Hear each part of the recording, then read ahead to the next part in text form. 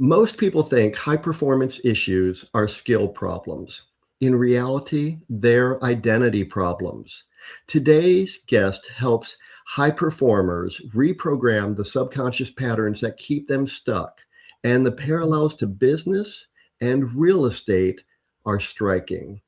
Welcome back to the Realty Funnels podcast. I'm Kevin Cahill. This show is for growth-minded real estate professionals who understand that systems matter and mindset determines whether those systems actually get used. My guest today is Paul Salter, known as the golf hypnotherapist. Paul works with serious golfers and other high-performing professionals to remove mental blocks, rewire subconscious habits, and perform at their true potential under pressure. His approach blends hypnotherapy, performance psychology, and identity level change, work that translates far beyond golf. Paul, welcome to the podcast. Kevin, it's a pleasure to be here. I appreciate the introduction. Thank you for having me. Well, my pleasure. And Paul, why don't you just tell everyone a little bit about yourself, who you are, what type of work you do? Absolutely. So I am a mindset and performance coach, and I use hypnosis to help my clients dismantle the destructive patterns of believing, thinking, feeling, and behaving that hold them back from achieving their potential. And to make it even more concise, you will, as the listener, I have an imagination that you know what to do to achieve your goal. You don't have a lack of knowledge problem. And when you do, you come to this phenomenal podcast, or a quick Google search fills that gap. But the lack of execution on that knowledge is where I come into play. When you don't do what you know you need to do to get to the next level, that's when a mindset problem exists. And that's where the opportunity resides to help you get unstuck, out of your own way, and to experience that next level of success. So tell us a little bit about how you got into this world. Yeah, so I've been coaching for, this will be year 17, which still sounds a bit crazy to say out loud. And the early part of my coaching career was as a sports dietitian. I worked very closely with collegiate, professional, and Olympic athletes, helping them to maximize their performance. And as my coaching career progressed, I started stepping away from athletics, and I found myself primarily working with men and women who were stuck in the yo-yo dieting cycle. And like I alluded to earlier, these men and women didn't have a lack of knowledge problem. They knew how to eat well. They knew the benefits of taking care of themselves, exercising often, but they weren't doing what they knew they needed to be doing. So the foundation of what I ultimately called sustainable weight loss from the inside out dealt with the mindset programs and blocks and emotional hangups they were experiencing that kept them stuck in that yo-yo dieting cycle. Now, here's where things take an interesting turn. About 10 years into that journey, I reached a crossroads. I always had this passion for the game of poker. And I reached a point where I could either just continue to dream about one day playing poker professionally, taking it seriously, or I could just go do it. So I did the latter, and I got my coaching place in a great situation because of the systems I had in place, and I pursued poker full time. And about 6 months into that journey, I felt as if I was out working, out studying everybody. I had a coach. I thought I was doing all of the right things, but it still felt like I was lighting money on fire. So that was frustrating, to say the least, and not quite ready to throw in the towel. I asked for help, and I hired my own mindset and performance coach. She happened to be a hypnotherapist, and very quickly, she helped me begin to unravel my scarcity mindset, my fear of loss, and all of the money beliefs that were outdated and destructive, not serving me. My poker success, the amount of money I played for and earned, skyrocketed in a very fast amount of time. The real value, however, was the impact she had on me as an individual. So much so, I eventually said bye to poker. I earned my credential as a hypnotherapist. I completely walked away from nutrition coaching, and I hit the ground running in this direction and haven't looked back since. And that was going on about 6.5 years ago. And you really tackle things that I think are underneath or outside of most people's line of sight. People think about acquiring more skills. They think about getting the next credential. They think about having a bit more experience. And yet, I believe, and you clearly have tapped into this notion that there's some block happening up inside of your head, inside of your thoughts. What's the basis for most people in terms of going from I have enough knowledge, I have the skills to achieving at the level that they truly desire? We're programmed to survive, not thrive. So what happens is when you continue to step outside your comfort zone, accumulate new knowledge, and you're ready to begin taking that action starts to take you out of your comfort zone. And the reason that's so imperative to understand is what's really happening is a threat to your sense of belonging. As human beings, we're a tribal, community centric species. Thousands and thousands of years ago, if you were rejected, judged, or abandoned by your tribe, well, guess what? You either starved to death or that classic saber-toothed tiger ate you. Now, thousands of years later in present day, we don't have those same type of threats and challenges, but the visceral emotional experience that our nervous system feels is very potent. And the reason that's problematic is when we start ascending the success ladder, what happens is we begin to distance ourselves from our tribe, our peer group, and community. And that threat of potential resentment, abandonment, or rejection from that relationship is such a red flag to our subconscious, who has one primary objective: to keep us safe, that it concocts and deploys a myriad of different sabotaging behaviors to bring us back into this area that we feel is familiar, comfortable, and predictable, or our zone of safety. So that's the uphill battle that we're facing every time we try to step out of our comfort zone and begin thriving. I've heard so many different analogies, studies, the monkeys in the room where the banana is dangling from the ceiling. There's a ladder, but the moment that the monkeys start to climb up the ladder, they get sprayed with water. And so the monkeys don't allow the other monkeys to climb the ladder for fear of getting sprayed with water. Then the monkeys are swapped out. New monkeys come in who have never seen the water, but they're being pulled down off the ladder by the monkeys who have seen the water. Then eventually those monkeys are swapped out. The only monkeys in have never experienced the water, but have only experienced other monkeys pulling them down off the ladder to not get the bananas. Oh, And it happens in humans as yeah, well. absolutely. And it sounds silly. We were talking a lot about golf before we hit the record button, but imagine you're with your normal playing group. You're foursome. You go out every Saturday morning with the boys or the girls, and you're more of the middle of the pack golfer. But behind the scenes lately, you've been taking lessons. You've been putting at home. You've been doing the mental game training you need to be doing. And before you know it, you start shooting the lowest score of the weekend. You start dropping your handicap dramatically. Suddenly, now you're the top golfer.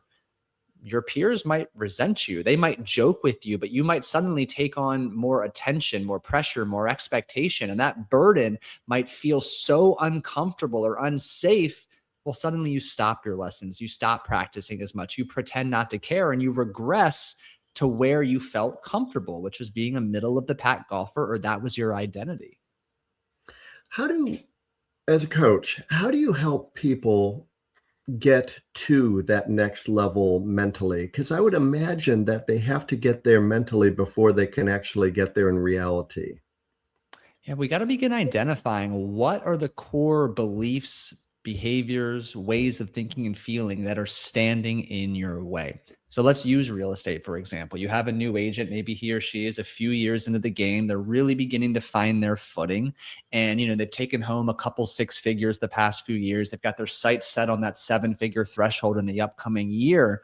And what happens is, when they start to experience a strong quarter, multiple listings, feeling like they're landing in their lap, that excitement is temporarily there. But under the surface, uncertainty, doubt may begin to creep in. Suddenly, they're procrastinating on their following up. They're not nearly as proactive. They're not seeing as many people. They're not continuing to follow up and build those relationships. Things that were the bread and butter of their original success suddenly stop being done. So in this example, we'll run with procrastination here, because maybe we see procrastination. So somebody comes to me, Paul, like, I'm procrastinating. I've had this great business the last few years. I set a really big goal. I had success, and then I started to regress. I don't know what's happening. So procrastination is that surface level manifestation of a core wound, fear, or belief. My job is to then dig much deeper, because that agent clearly knows what he or she is supposed to be doing, and they're not doing it. And when we start to unpack the real, vulnerable, honest why, we might find that he or she is afraid of success. The last time they had success or they stood out, there was too much pressure. They don't like all eyeballs on me. There was more speaking and teaching opportunities, and that made them uncomfortable. Or maybe they feel, oh, last year was a fluke. I'm not that good. I don't deserve that. I'm unworthy. I'm just an imposter. So the deeper we can go, we can ultimately get back to the core fear or the core belief that has influenced this pattern of behavior. And that then becomes the golden opportunity to dig in, to uncover when, why, and how that belief was formed, and then do the work necessary to unlearn it and put a better one in place. I watch a lot of movies, television shows. I try to always find uplifting, positive, motivating things to watch. And even in that framework of what I prefer to put into my brain, I can't help but encounter characters in television shows or in movies who you're watching them do something that is a self-sabotaging move. As a real estate broker with hundreds of real estate agents under my brokerage license, not all of them have me in their close communication, close confidence, not all of them. But those who do allow me to be a close part of their journey, either they're receptive to my experienced view that what you're doing is sabotaging yourself, or they're just not receptive to that at all. And even those people who are receptive to it want to move beyond their self-sabotaging behaviors, which is as simple as, hey, you got a phone call yesterday from somebody who wanted to talk with you about listing their home. How'd that go? Oh, I never called them back. Okay. So sometimes I feel like, okay, I'm only so capable of offering the coaching to them. Sometimes it'd be helpful if they had somebody who was a little less interested in their success, perhaps a little bit more removed, because as a managing broker, I don't, necessarily want them to feel like I'm judging them. I'm really not. I'm only wanting them to have success, but they might feel like I'm judging them. How can somebody avail themselves to really great coaching? How can someone position themselves as more receptive to that type of positive help? It really starts with honesty within. And what I mean by that, and I have an imagination you'll relate to this experience. If you say, you've got about 100 agents underneath you, I bet you not all 100 are truly committed to success. I bet you there's a handful that absolutely are, but I bet you there's also an equal, if not larger handful who are interested in success, are interested in the lifestyle, the freedom and flexibility real estate has the possibility of providing them. But there's a stark difference between being committed and being interested. And most people fear committing because when you fully commit and go all in on something, there's the likelihood that if it doesn't work out, you are more exposed than ever before. You feel failure and the potential perceived repercussions. Whereas if you're just interested, that's a fallback excuse. Well, yeah, I didn't give it my all. Yeah, I didn't do everything. It's comfortable. It's safe. So to come back to your question now, it really has to start with, are you truly committed to your goal, that next level success? And if you are, typically that opens your mind and your heart to understand the universal truth that asking for help accelerates results. And if you want to get there, and you want to get there faster, surround yourself with people who have A, been there, and B, who are smarter and have more experience than you, so you can learn from them, their mistakes, their wisdom, and go and grow at a much faster rate. I have always found that competence builds confidence. Mm-hmm. And then those are two really important elements to success. And yet the most important, it precedes that competence and that confidence, and that is commitment.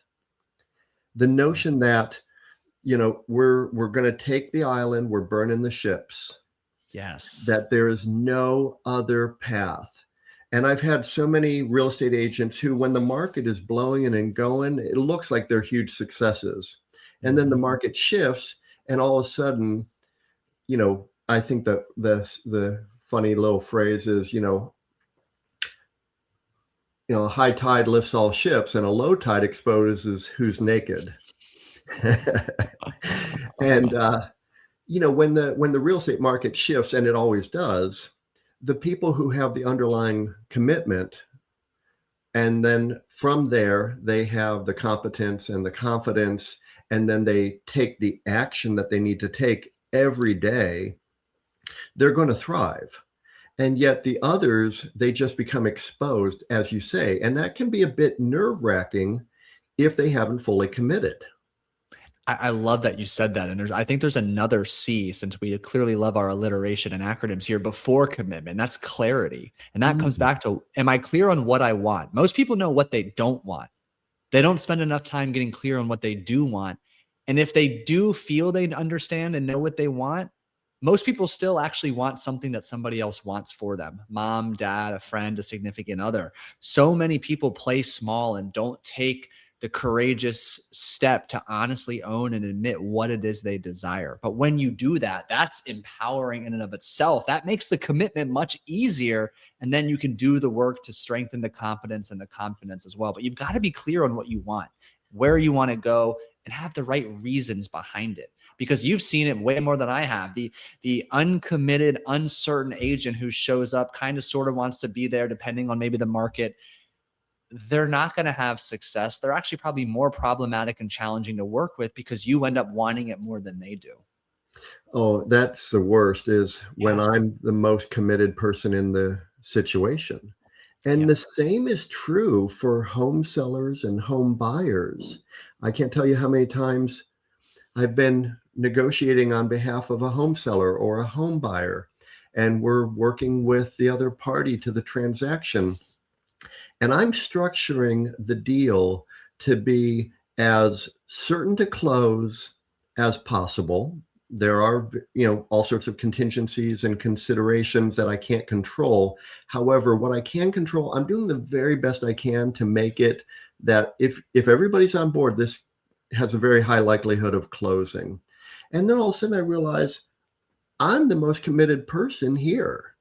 Seller wants it if they can get their price on their dates with their considerations and their terms. The buyer wants it if the interest rates are good and if their home sells fast enough and if all these other things fall into place. And that's no place to be. Yeah. It's frustrating. It's so interesting when we're talking with people that are, coming to us looking for guidance, and they're not committed. And we talk about clarity, and I'm so glad you brought that up. Often when I would meet with a real estate agent, I would simply ask him the first question, which is, what is it you want to achieve in your career in real estate? Because it could be any number of things, and whatever it is that they decide they want, that's fine. I'll help you get to wherever it is you want to go. Are you committed to that? It's a very interesting challenge. Yeah. And I always tell people the journey to success is way harder than you think and will take way longer.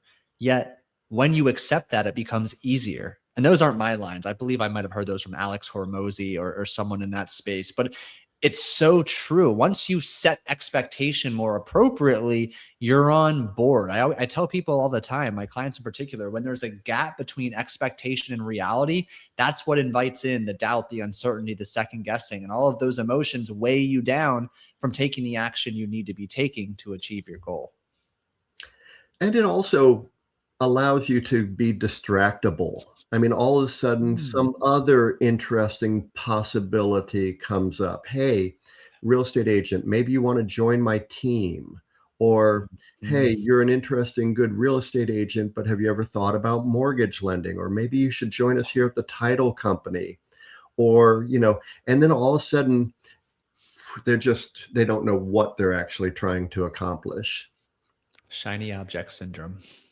How do you help your clients in terms of getting to clarity, getting to the Mhm. commitment, getting to that path where they're taking action with confidence? I ask them a million questions. And I say that facetiously, but also candidly, in that, one of the prompts that I personally do every morning in my journaling practice that I encourage anyone listening and anybody I speak to do is I literally write down in my journal, what do you want, Paul? Question mark. Whatever comes to mind for that 30 seconds, those 5 minutes, I say I emotionally vomit. And I start to notice trends, patterns, themes emerge the more that I do this, because it allows me to sharpen clarity and continuously check in to make sure I'm taking aligned actions toward what it is I want. So, in addition to asking, what do you want? What do you want? I think the next powerful question is why? Why do you want that? And dropping the surface level reasons. I want $1 billion. I want the mansion, the beamer, whatever it is, and getting clear on like, what do you really want? What's going to be that powerful anchor you fall back in on when the market is turned, things are slower than you hoped, frustration kicks in. You need to have that, because guess what? All of those challenges will present themselves, as well as countless other unexpected challenges. So, what do you want? Why do you want it? And if you can come up with a couple emotionally charged sentences to answer those questions, you have the opportunity to be unstoppable. I know that when I ask myself the question, what do I want? And then I ask the follow-up question, why do you want that? I go until I've sort of exhausted it, and Yeah. why do you want that? And why do you want that? And why is Yep. that important to you? And why is that something that matters? And why? And then once you're about 7 levels deep into your why, you get to, in my opinion, the core of who you really are, and Mhm. and who God put you on this earth to be, and what your true passion might be, and what your mission might be, and how you might have the greatest impact in this limited time we have on this small blue ball. I agree. I use that same approach, the 7 layers of why, and just redundantly, why? Because you're right. Underneath it all, the more you do it, it feels a little more comfortable to be vulnerable, to be honest. And it's really even more impactful doing it with somebody else who can push you and create that safe, supportive environment. But you're right. You get to the crux of whether you call it your purpose, your mission. And that in and of itself is such a freeing and empowering experience that provides that clarity that helps set the dominoes in motion to get what you want. I think it was Mark Twain who said something along the lines of, I'm not trying to quote him exactly, but he said the two most important days were the day you were born and the day you realize why you were born. I've heard that. Yeah. And it's so powerful, but it's really not a journey that many people even take. They don't ask them those questions. And so when you bring on a new client, when you're talking with someone, what's that look like? I mean, you talked about your journaling every morning. You see some patterns, but what do these people who engage with you in this type of coaching and high performance mindset rejiggering, what are the patterns that you see when people start to go down that road? Yeah, so I break it up into two categories, and all of this starts with, the first time I ever interact with somebody who's interested in coaching, we have what I call a discovery call to make sure it's a perfectly mutual fit for both parties. So let's assume it is in this case. That initial call I have with the new client is a deep dive 2-hour call where I play the game of 1,000 questions, because I'm going back to childhood, early adolescence, to spot the potential origins for some of the destructive patterns of believing and behaving my clients are reporting that they're experiencing and are unable to get unstuck from. But when it comes to breaking down these patterns or these obstacles, there's the emotional aspect, performance anxiety, or they're carrying unresolved shame, anger, guilt, grief, sadness. And the reason that is so important to address is twofold. Number one, if we use the analogy that summiting a tall mountain is the process of achieving self-actualization. If you're carrying around all of this emotion, number one, it's like a dense fog has come over the mountain and you can't even see the summit, which means you don't know what direction to go. But number two, it's like these emotions are rocks in your backpack, weighing you down, slowing you down from even taking the path if you did know it. So the root derivative of the word emotion, most people don't know this: energy and motion. So when you constantly hold on to and repress anger, shame, embarrassment, and guilt, you're exhaustively expending energy every day holding on to those emotions. When you learn to let them go and diffuse them, the immediate byproduct, more energy to suddenly do what you know you need to do to achieve your goals. Second, then we have our emotional challenges we've got to get through first. We have what I refer to as these destructive mindset programs. And those are those sneakily created and deployed programs from your subconscious mind that show up as perfectionism, procrastination, shiny object syndrome, overanalysis, paralysis analysis, overthinking, fear of failure, judgment, even fear of success. And those are just programs that encompass a belief, an emotion, and a behavior. And they all have the same elements. But when we can identify what triggers them, what the program is, we can then do the unlearning. And we can get back to that moment at 8 years old when you gave a presentation in front of your classmates, you forgot your words, you stuttered and stumbled, everybody laughed at you, and then you swore off public speaking ever since. That was all learned. So we can go unlearn it and free you up to have that success you desire. And just let that stuff go. Yeah. Well, Paul, there's so much more that we can continue to talk about. I want to have you back for another follow-up episode. Uh, would you be open to that? That sounds fantastic. Let's do it. Well, let's do this right now. Let's give everyone an opportunity to connect with you. Where would be the best place for people to go so that they could immediately connect with you? To continue learning, going deep around this type of discussion, my podcast, the Scratch Golfer's Mindset Podcast, is the best place to go. You don't have to be a golfer to find immense value. It's a personal development podcast disguised as a golf mindset podcast. In addition to that, you can learn more about me at thegolfhypnotherapist.com, or the golfhypnotherapist.com/newsletter will give you an opportunity to subscribe to my weekly newsletter that comes out every Friday morning. And you just share nuggets with people, just really quick read. Yeah, tools to dig deep and provide a different perspective on how you're currently approaching your goals, and to give you the tools and information you need to level up and do different to achieve different. Fantastic. This has been such a great conversation. I'm looking forward to part 2. Paul Salter, the high performance hypnotherapist. Thank you so much for being on the Realty Funnels podcast. Thank you for having me, Kevin. It was an absolute blast.